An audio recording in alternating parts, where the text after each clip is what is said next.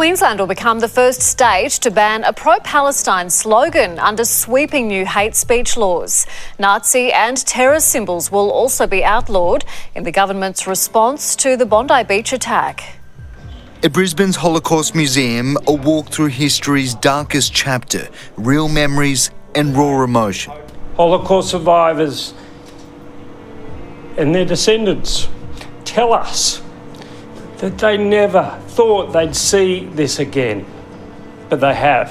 Modern hate, a Jewish group say, has been allowed to fester. The last 2.5 years as Queensland Jews, we felt demonised. Today, pleased with the proposal of new state laws to clamp down on hate speech in response to the Bondi Beach attack. This is very specific, and it's about a terrorist attack that spawned from anti-Semitism. Including a maximum 7 years jail for damaging places of worship, prohibiting the display of Nazi and terrorist symbols, including the Hamas and Islamic State flags, also banning slogans like this. Globalise the Intifada means the killing of Jews. And from the river to the sea, used by pro-Palestine groups, a New South Wales parliamentary committee recently opted not to outlaw the chant because its meaning is contested. It means to slaughter Jews. From the river to the sea is a call for equality for all people. The hate speech legislation will be introduced here to Parliament on Tuesday, along with new gun laws. The government says the major reforms will be signed off by Cabinet tomorrow. We will be taking action on guns against terrorists and criminals. Locked and loaded for an imminent announcement. Garth Burley, 7 News.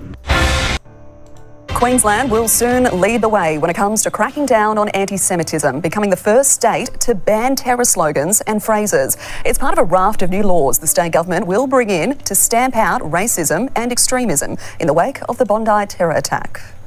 15 innocent people killed at a Hanukkah celebration sent shockwaves across the country and saw tears shed for our Jewish community. Holocaust survivors and their descendants tell us that they never thought they'd see this again, but they have. Now December's terror attack at Bondi Beach is sparking change here. The Premier taking aim at hate speech this week in the first parliamentary sitting since the tragedy. And we won't accept the seeds of anti-Semitism that became what they were. The flying of the Hamas flag, Nazi emblems and Islamic State flag among terrorist symbols to be banned, with those displaying them facing 2 years behind bars, while this controversial chant, which Palestinians say has been a cry for human rights for decades and also has links to genocide for the Jewish community, is now one of 2 phrases said to be prohibited from being distributed, published, displayed or recited, with the offences carrying a maximum 2 years jail, despite New South Wales stopping short of taking that step. These sayings have no place in Queensland when they are used to incite hatred, offence and menace. Impeding or harassing people attending religious services would carry a maximum of 3 years imprisonment, causing willful damage to a place of worship, 7 years jail, while the penalty for assaulting or threatening a person officiating a religious ceremony will increase from 2 to 5 years jail. These news and these red lines will have some way of making us feel a lot safer than we are today. While the Premier's firmly rejected the Prime Minister's gun buyback scheme, gun reform in Queensland is on the radar, with the state government's plans on that to be revealed tomorrow. What we're going after, terrorists and crooks. And our response to you tomorrow afternoon will show how serious we are about dealing with that. Kate Lamb, 9. On the night after the massacre of 15 innocent people at Bondi, 50 days ago today, I scoffed at the government's immediate pivot to gun laws. As I said at the time, the terrorist threat often involves Islamist extremism, and we've seen alleged Islamist extremists in the past use knives, planes, cars and trucks. Well, additional armed guards were on duty at Jewish schools today when they opened. Imagine that, sending your kids to schools that you know could be terrorist targets. It's unimaginable for most of us, but that's the reality for so many Jewish parents that I've spoken with. But while those armed guards were in place, let me show you something else. I can show you this first. It hasn't been reported elsewhere. I shot these pictures myself this morning on my iPhone outside synagogues in Sydney's eastern suburbs. New temporary traffic barriers have been installed outside a lot of synagogues and at nearby traffic lights and pedestrian crossings. I saw these outside at least 5 synagogues. They're the cement and plastic barriers. They're clearly designed to protect pedestrians. Jewish congregations typically walk to and from their local synagogues for their Sabbath services. Now, obviously, the protection is a good thing if it adds to safety and peace of mind, but it should not be necessary. We need to tackle the Islamist extremism, the anti-Semitism, the hatred, not build fortresses around our Jewish compatriots. Here's Prime Minister Anthony Albanese last month. The legislation will also set up the National Guns Buyback Scheme, bringing Australia's world-leading gun laws into the 21st century and getting guns off our streets. Sure, but you can't get the cars and trucks off our streets. Instead, we install bollards and barriers in our suburbs.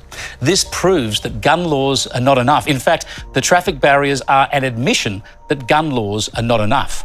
You must tackle the real problem, the one whose name our leaders dare not speak: Islamist extremism.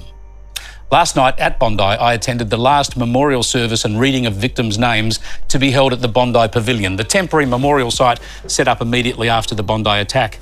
Shari Markson played a key role with Rabbi Yossi Friedman, along with survivors of the massacre and relatives of victims. I was honoured to be asked to speak, and I mentioned that the need for armed guards for Jewish school children and synagogues was a dark stain on our nation. The Jewish community, my heart weeps for you because you've suffered so much and you're on the front line.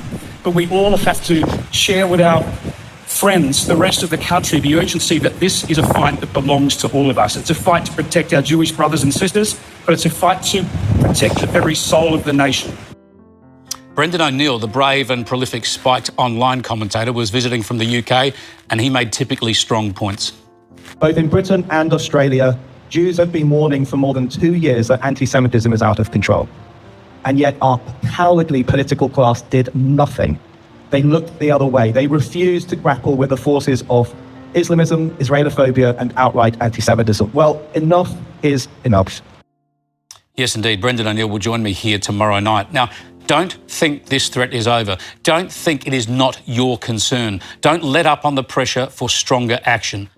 And please, show your support for your Jewish Australian neighbours, as the very soul of our nation is at stake.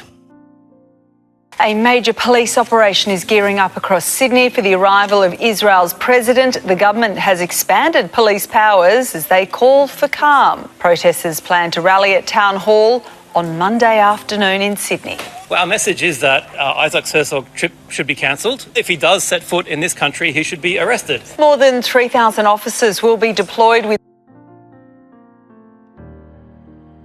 The problem with that, viewers, is that that man should be arrested. Josh Lees should be arrested.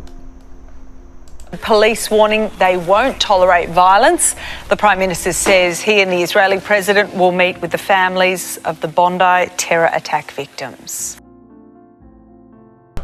Oh well, the next 4 days in Australia are going to be very interesting indeed when it comes to these protesters. I'll see you on the next one.